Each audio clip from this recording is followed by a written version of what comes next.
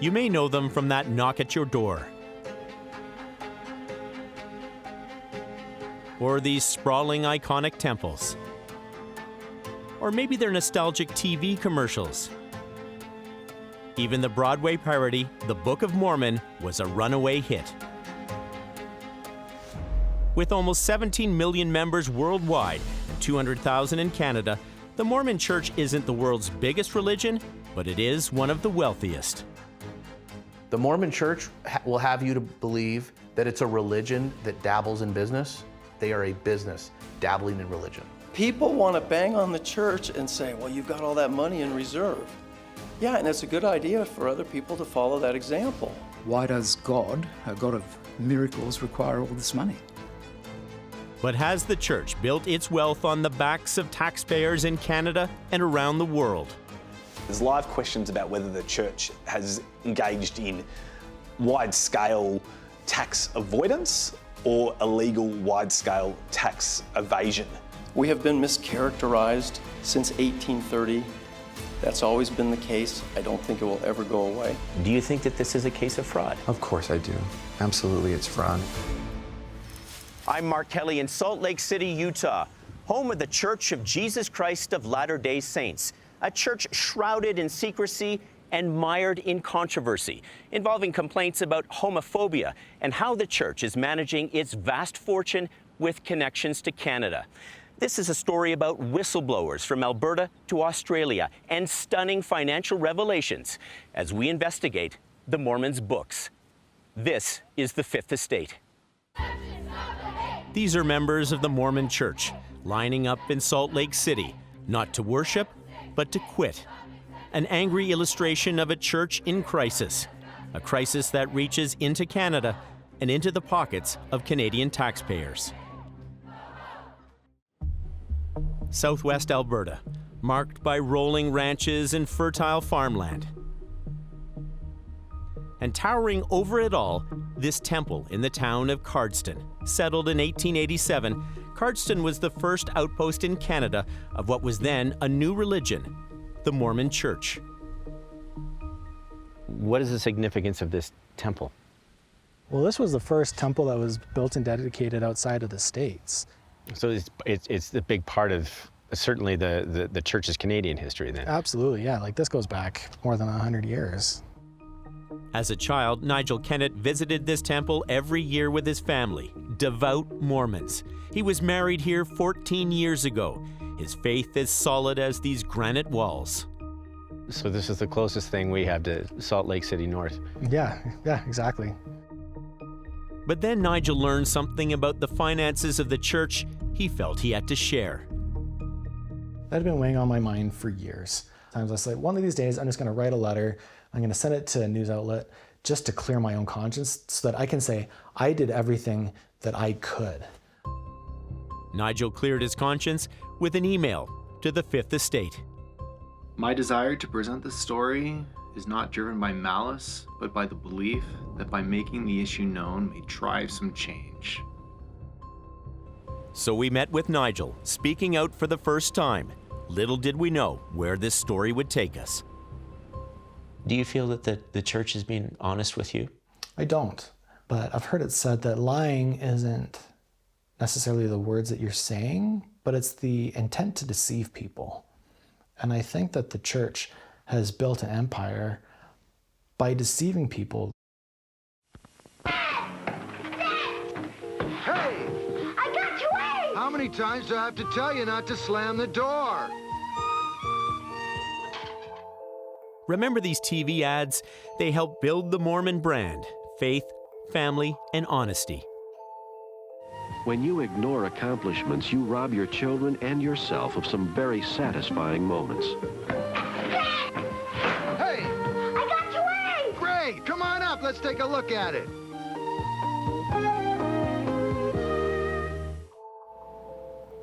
Today, the church is a huge international operation with almost 17 million members and some 300 temples in 74 countries. As we strive to follow Jesus Christ, we reach out to those in need. This recent video highlights the church's branding now, alleviating global suffering. The real overarching goal is, what are we going to do with the relationships that we develop so that we can actually make life better for the people that are suffering? Since 1985, the church says it's given away a total of $3.5 billion in humanitarian aid. That money originates from tithing, donations from church members. Unlike most churches, tithing is not optional. It's a commandment for the Mormon faithful. One of the first things a bishop must do to help the needy is ask them to pay their tithing. Like the widow, if a destitute family is faced with the decision of paying their tithing or eating, they should pay their tithing.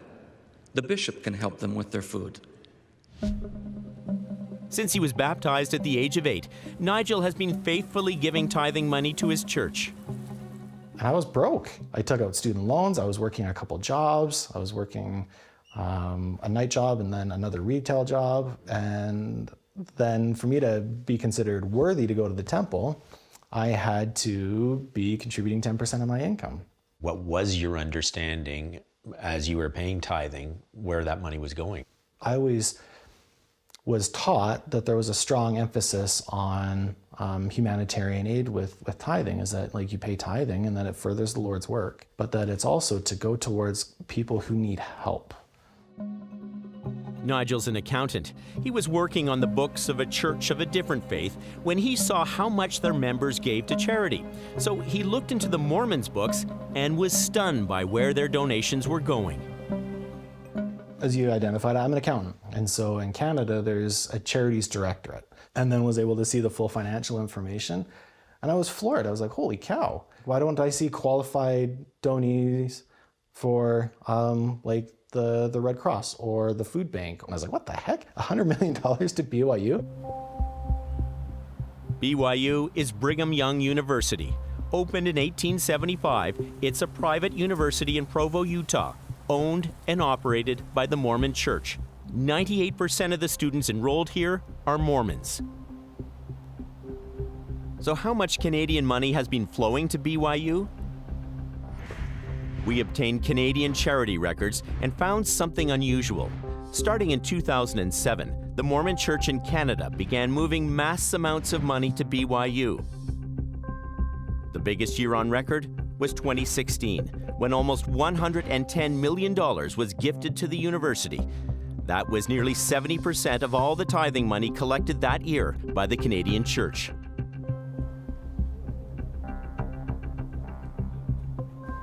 American Lars Nielsen graduated from BYU. It was at Harvard when his Mormon belief bubble would burst. I do believe that my experience at Harvard University, I think it liberalized me. It opened me up to the possibility that my church, my religion, wasn't all that it had said that it was, and allowed me to be a more critical thinker. Lars was questioning his faith as well as the church's finances. That's when he too saw the Canadian cash pipeline to BYU, and he has a theory about that. Why is that money going to BYU? Yeah, well, the church wants to grow and create Zion and to bring the kingdom of heaven to earth. Where do they want to do that? They want to do it in America, in the Promised Land. And Canada is attached to the Promised Land, but it's not the Promised Land. But they do have a significant portion of tithe payers there, so they would like to get the money out. How do you get the money out of Canada legally? Legally, the church in Canada can't transfer money to its parent church in the U.S. and retain its charitable status. But it can move as much money as it wants to an American university, like BYU. But there is a key condition. There is in your tax system a loophole that says if it's used for educational purposes that benefit Canadians outside of Canada, then you can use the money that way. And they rationalize, oh, well, maybe 1% of BYU have got Canadians. They say, as long as it's benefiting anyone who is Canadian at BYU. Even if it benefits one Canadian student there? Even if it benefits one student. There are more than 85,000 students enrolled at BYU's 3 campuses. In 2018, the last available figures we could find, about 1,400 were Canadians. That's less than 2% of the student body. So how much money has the Canadian Church given BYU?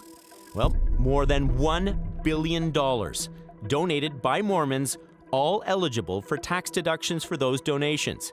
When you add it all up, those deductions cost the Canadian Treasury as much as $280 million.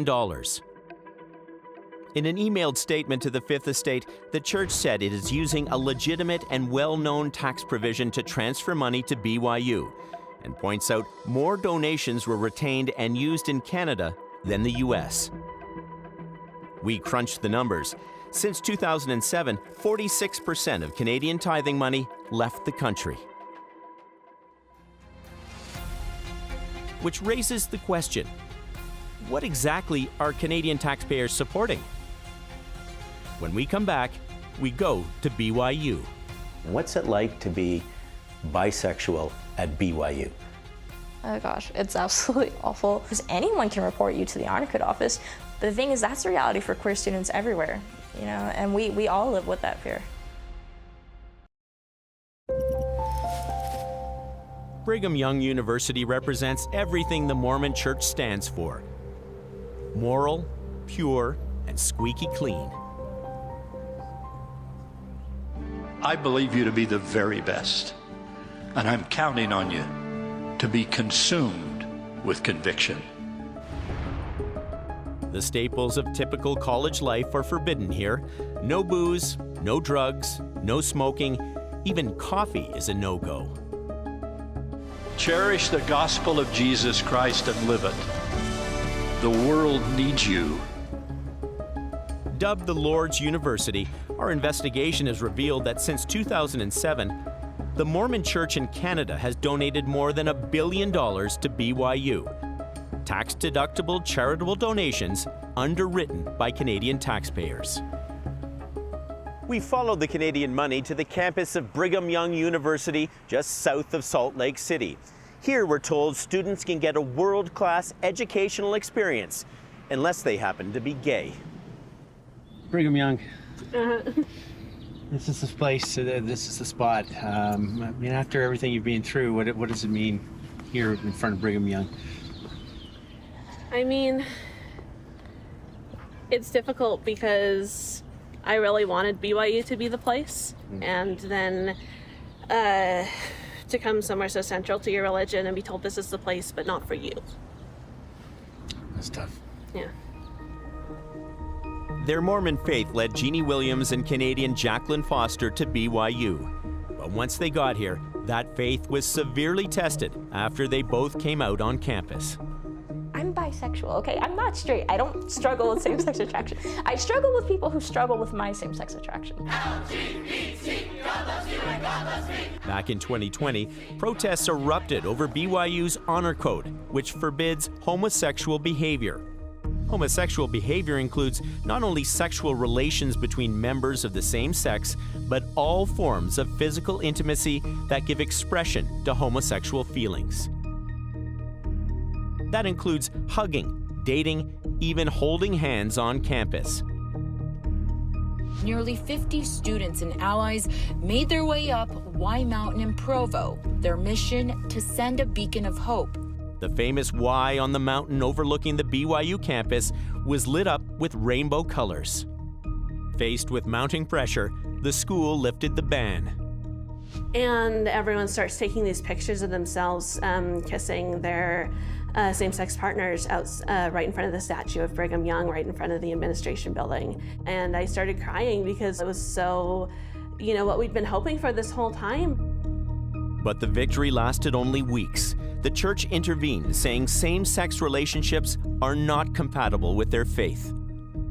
One of the area authorities sent a letter to BYU basically saying, no, like, you may have removed the language, but the church still doesn't support queer people dating or holding hands or kissing, and so they can't do that here at BYU, and everyone felt very panicked. Like, I just came out as having had a girlfriend for 2 years.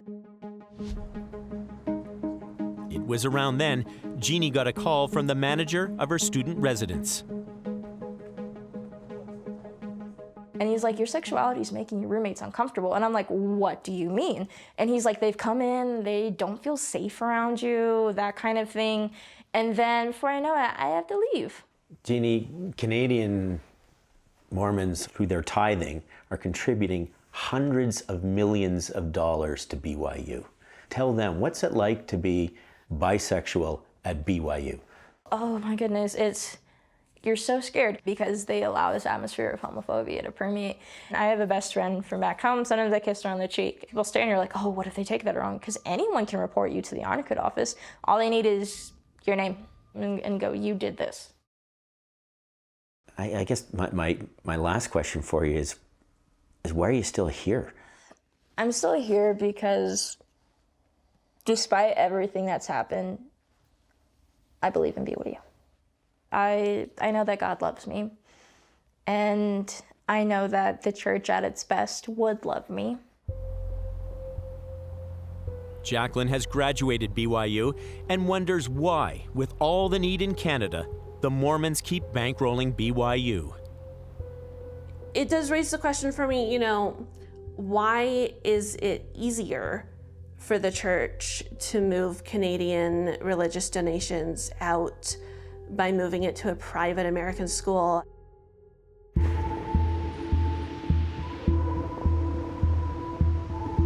But what the Mormon Church does with its money is much bigger than BYU.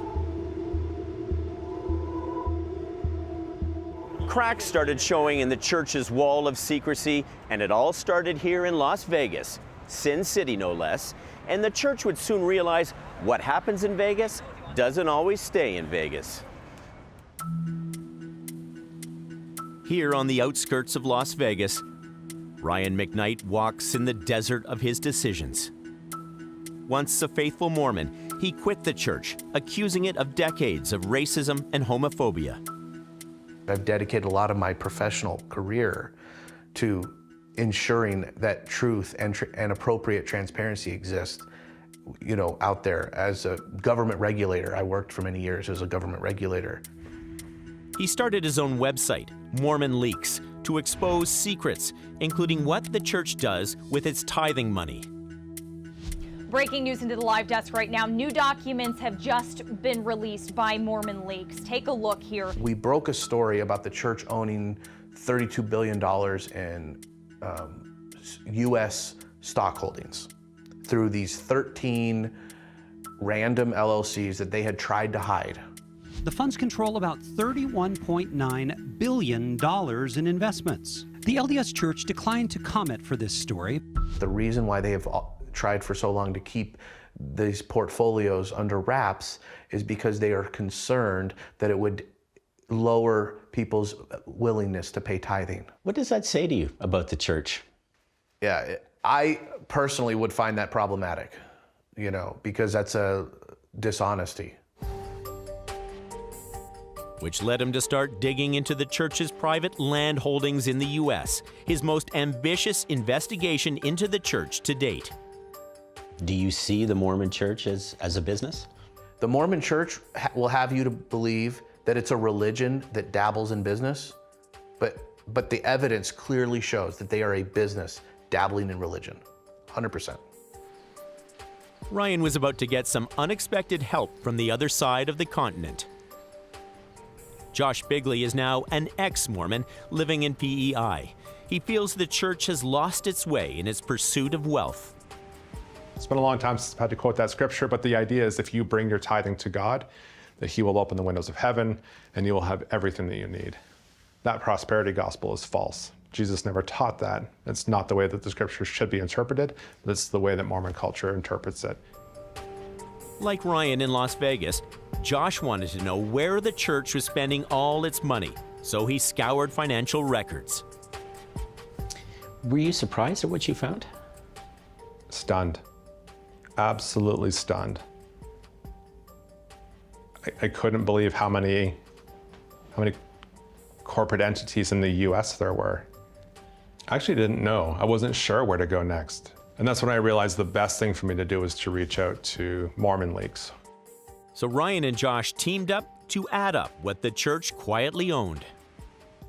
We we essentially cracked a code that allowed us to open up the window to this massive real estate holding. When you build out these complex corporate structures, you do it for one purpose and one purpose only, and that is to hide.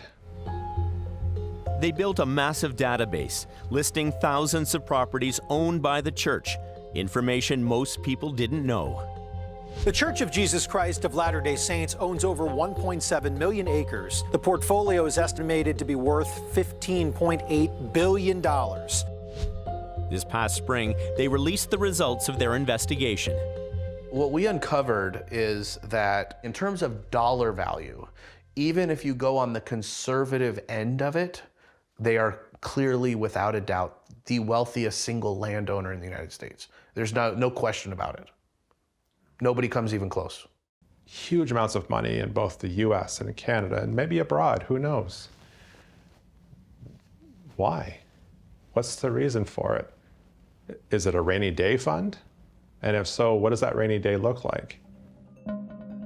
Ryan and Josh spent 2 years collaborating on their project, and through all that time, they'd never actually met before.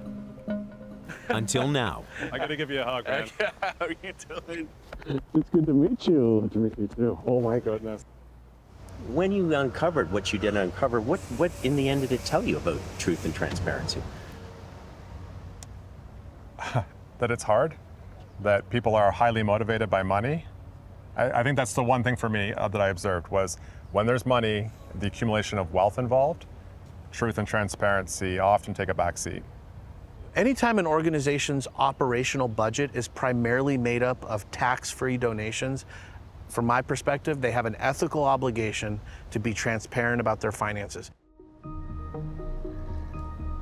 When we come back, our investigation into the Mormons' books takes us to Australia. I wanted to acknowledge that I did not give that money willingly. I gave it because I had to, and I don't believe that rubbish they're peddling. I want my money back.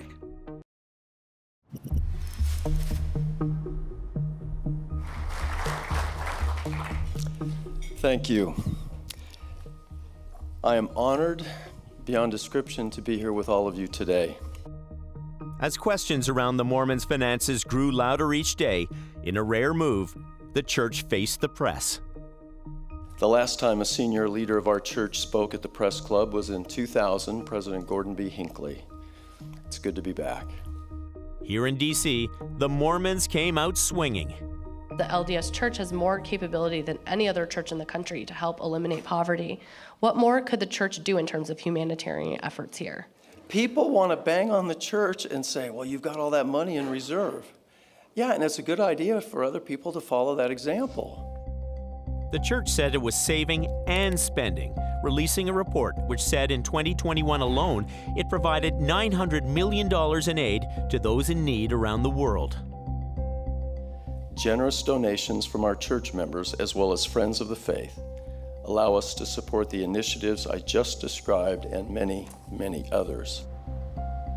But with its massive investment fund and property holdings, the church actually gives away just a small fraction of money collected for the needy.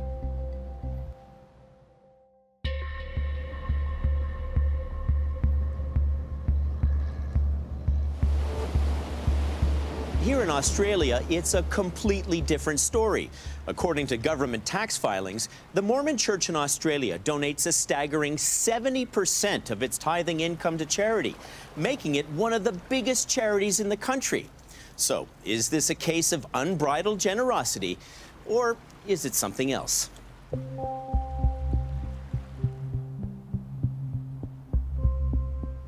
To answer that question, we teamed up with this Australian journalist and a team from 60 Minutes Australia.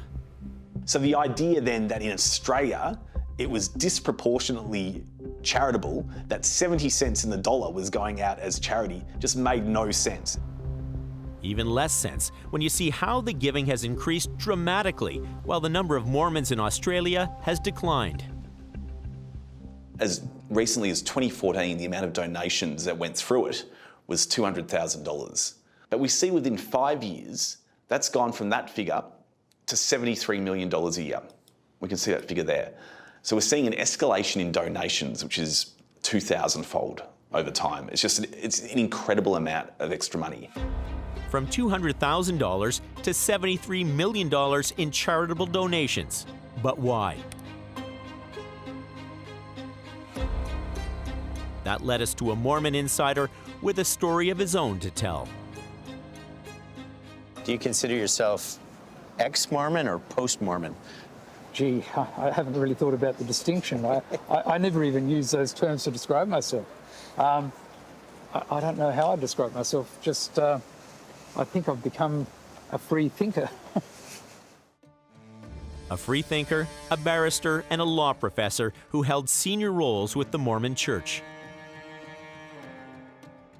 I was a substantial tithe payer, and I happily parted with a lot of money on an annual basis. How much money do you think you gave the church? Oh, it'd be in the hundreds of thousands, but may even be more. Unlike in Canada, tithing money isn't tax deductible. Mormons here only get a tax break when the church donates their money to charities. It's very much smoke and mirrors. Neville wonders why else have the church's donations to charity suddenly grown more than 300 times in recent years. And that's where I come to the point about, well, of course, with its preponderantly corporate structure, what else is it going to do? It's going to bring money in like a vacuum cleaner to benefit the shareholders. That's what it does. What is the benefit to the church for pumping $70 million through this charitable trust? The benefit to the church is that it gives a tax advantage to Australian Mormons. If that money was just tithing, the Australian Mormons would not get a tax deduction. Therefore, they would have to pay a lot more in tithing than they otherwise would. Who's the loser? The loser is the Australian government and the Australian people. There's hundreds of millions of dollars of money that should have been taxed that hasn't. The Mormon Church's charity is now one of the biggest in Australia, and yet... For the main charity that donates $70 to $100 million a year, it has no paid staff, not one. In Australia? In Australia. Well, how can that be? Well, the church says that a handful of volunteers make these decisions. You don't run one of the biggest charities in the country with no paid staff. It doesn't make any sense. Neville wants to know if the Australian charity is run from Salt Lake City, which would violate Australia's tax law. So he's part of a complaint to the charities regulator. You know, when you join the dots, this seems to be a pattern of behaviour that doesn't really favour the church very well in how it looks as a church. You know, it's walking like a duck, it's squawking like a duck, but the church is telling me it's an albatross. But in the end, you come to the point where you realise that, yes, it is a duck. From what he's seen, Ben believes the Australian Tax Office should investigate. There's live questions about whether the church has engaged in wide-scale tax avoidance or illegal wide-scale tax evasion. In a statement, the Mormon Church insisted it has not violated any tax laws in Australia. Donations are used for overseas aid projects that satisfy Australia charities and tax rules.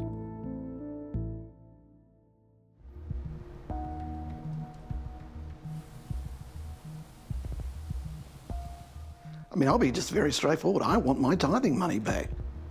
Sue, Trevor, and their family spent 2 decades in the church. So this is Nathaniel. He's my youngest. And he's a professional dancer. And yeah, he was classically trained. And how important was his story into your break with the church? Yeah, it was pretty big, actually. Then they came to the crossroads, their family or their faith. That's so. Nathaniel is gay, and the church has a very limited acceptance of gay people. I've been at priesthood meetings where there were just a few people who all knew that my son was gay, and they would say, well, we have to love them, but we don't have to like them. I was actually working at the Australian Crown Commission when I got the call that my son had attempted suicide. Ugh. Sorry. After leaving the church, they started asking questions about the Mormons' wealth. We knew they had plenty of money, but we always assumed the money was just being used for good, charitable purposes. Well, that's the messaging that you receive through the church anyway. But with allegations of tax avoidance and billions invested in U.S. properties, Sue and Trevor have joined ex-Mormons in the U.S. who want to file a lawsuit to reclaim their tithing money. But it wasn't a gift. It was extorted out of us. And I want that acknowledged. I want it acknowledged that I did not give that money willingly. I gave it because I had to. And I don't believe that rubbish they're peddling. I want my money back.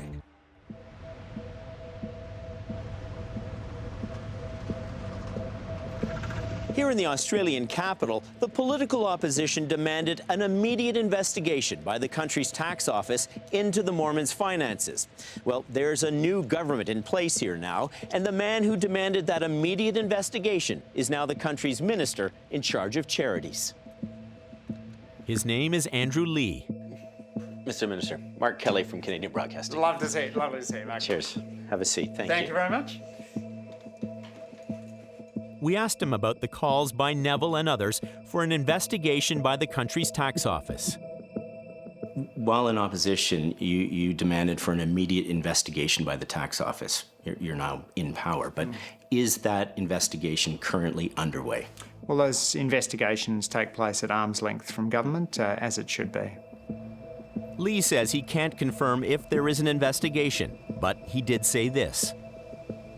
Oh, I think it's important that everyone is playing by the rules, and I think that when you've got anyone that appears to be not playing by the rules, then that can undermine the integrity of the tax system. And was your concern here that the church was not paying its fair share in taxes? I think it's important that all charities are appropriately scrutinised for their tax behaviour. Charity shouldn't be a way of sheltering yourself from appropriate tax payments. Neville asks what kind of church sits on profits from generous tax breaks instead of directing it to people who need it, especially in developing countries. But what, to use your word, what is evil about a church saving money for a rainy day? Because the rainy day is definitely here. So yes, I do hold to what I said. I think it is an evil doctrine in third world countries at least. When we come back, the biggest revelation yet. And if they do something that's illegal, I'm going to call them out on it because that's the right thing to do, and they taught me that. We have been mischaracterized since 1830. That's always been the case. I don't think it will ever go away.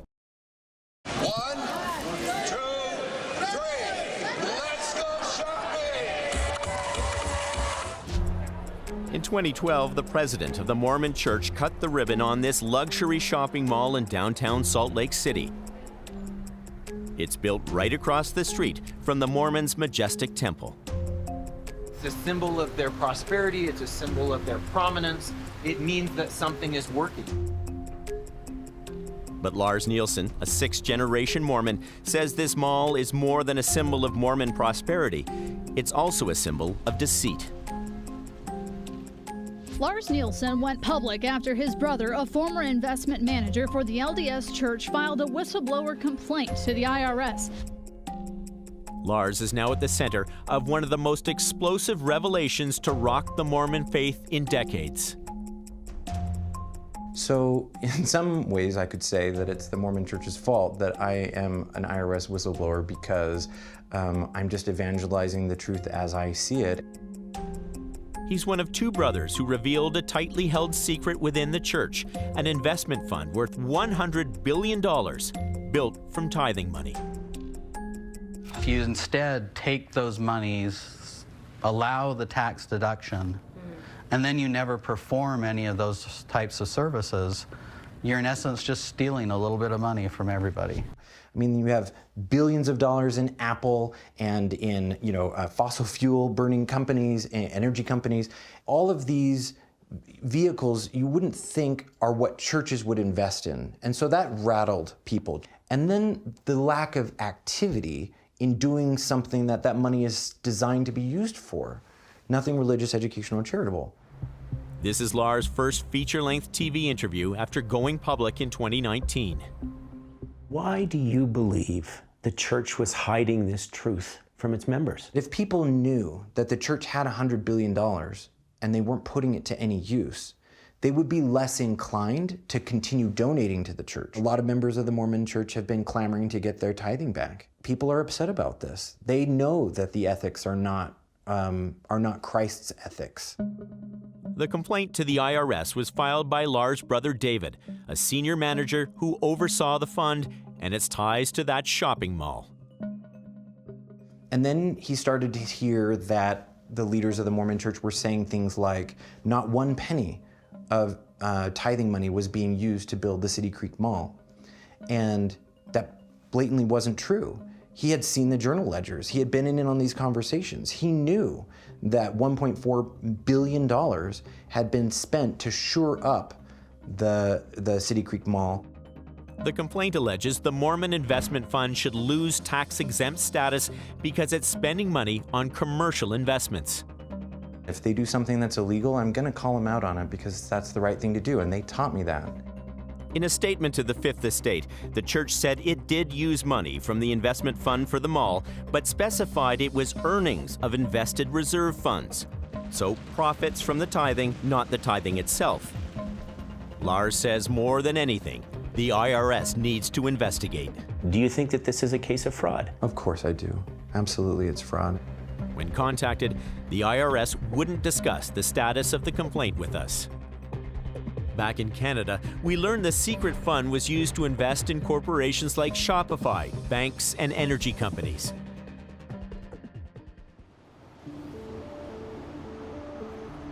But the church's financial footprint in Canada is even bigger than that. The church has disclosed $1 billion in assets in Canada. Now, what exactly those assets are is hard to track down. But a land title search has revealed at least 6 ranches, including this sprawling property in southern Alberta. We combed through hundreds of entries and dozens of land databases. Those ranches add up to 60,000 acres, with an estimated value between $200 and $300 million. Outside of the church's inner sanctum, no one knows the church's net worth, but it insists a generous portion of its wealth goes to charity. Critics of the church, and in particular a number of ex-Mormons who I've spoken to, both in the United States and Australia, say the church, compared to other religions or a number of Christian denominations, is actually, it's not a very charitable entity. It doesn't spend a lot of money out there. It doesn't create hospitals. It doesn't create social welfare. It doesn't, do soup kitchens, that kind of thing. What they've done is they've manipulated not only the general congregations or the general membership, but they've duped governments that are strapped for cash as it is.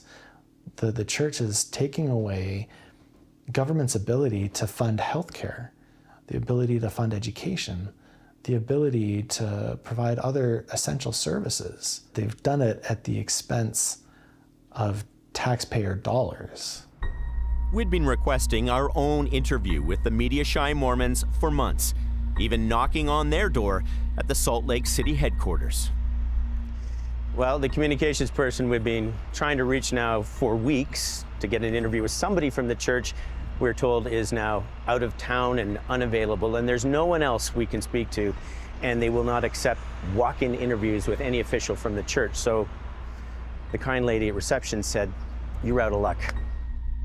In an emailed statement, the church says it believes in obeying the law, and the church and its affiliated entities pay all taxes and levies as required. Adding these entities also contribute to local communities and economies. Christ was mischaracterized. We have been mischaracterized since 1830 when the church was reestablished. That's always been the case. I don't think it will ever go away. We don't like it, but we don't spend all of our time trying to respond to it. We have a mission to fulfill, and we're moving forward to accomplish that mission. In the end, our whistleblowers in 3 different countries say it's time for the church to be transparent about its wealth and time to open up the Mormon's books. Most churches in this country run on $1 to $7 million operating budgets. They make money from bake sales. Small community congregationalist type churches, shouldn't be subjected to a severe burden of reporting. But giga churches have to. And there are mega churches in this country. Maybe there are a few in Canada too. But in this country, there is one giga church, and it's the Mormon Church. It makes me feel pretty nauseous, to be quite honest, because although it's good to see a church investing funds in blue chip investments, that has to be balanced against how those funds could be used to benefit the lives of individuals and families. And even if it were only individuals and families within the church, a lot of people who are suffering could have their suffering alleviated if instead of diverting those monies into investment, they invested in individuals and families. Do you fear that by speaking out, you're jeopardizing a lot? Oh, absolutely. One thing, because I am still a member of the church. I still hold membership there. Oftentimes what will happen is that if the church considers someone to have broken those covenants or to have spoken ill, that they will excommunicate that individual. And then I thought about my kids.